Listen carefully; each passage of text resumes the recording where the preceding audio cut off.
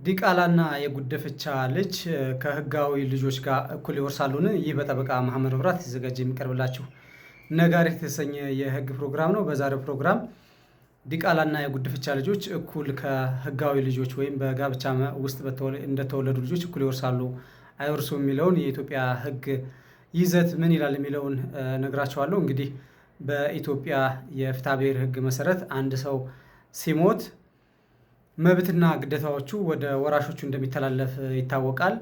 በህግ ወራሽ የሆኑ ሰዎች ወይም ውርስ ኑዛዜ የተደረገላቸው ሰዎች መብትና ግዴታውን እንደሚወርሱ ይታወቃል።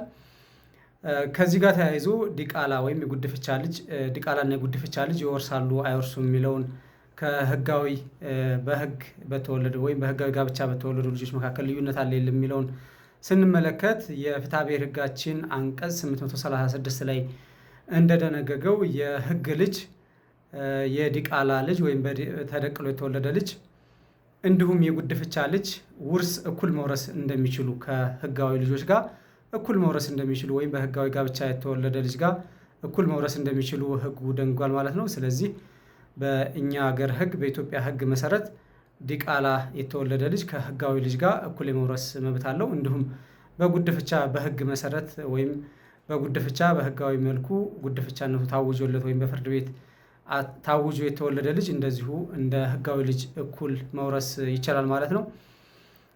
በአንዳንድ ሃይማኖቶች ያለው ይዘት ይታወቃል። እንግዲህ የዲቃላ ይወርሳል አይወርስም የሚለው በሃይማኖቶች ያለው ይዘት እንዳለ ሆኖ አይወርስም የሚሉ እምነቶች አሉ። ነገር ግን በኢትዮጵያ ህግ መሰረት እንደ ማንኛውም ልጅ እንደ ህጋዊ ልጅ እኩል የመውረስ መብት መጠኑም ላይ ልዩነት ሳይደረግበት እኩል የመውረስ መብት ያለው መሆኑን ለማስገንዘብ ነው። አካውንቱን ፎሎ እያደረጋችሁ እንድጠብቁ እላለሁ። ለዛሬው አመሰግናለሁ።